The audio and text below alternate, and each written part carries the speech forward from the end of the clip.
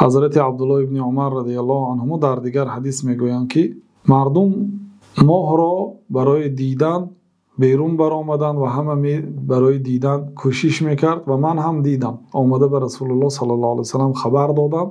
بعد پیامبر صلی الله علیه وسلم گفتند که اعلام کنید که پگاه رمضان است. یک شخصی که به یگانگی الله تعالی و به رسالت جناب رسول الله ایمان دارد صلی الله علیه وسلم، اگر آمده خبر دهد، می شود به شهادت آن پیشوای مسلمان ها اعلام کند که فردا ماه مبارکی رمضان است و آن شب نماز تراویح می خوانند چون الکی ماه رمضان در آمد و فردا سحری به سحری کردن می خیزند.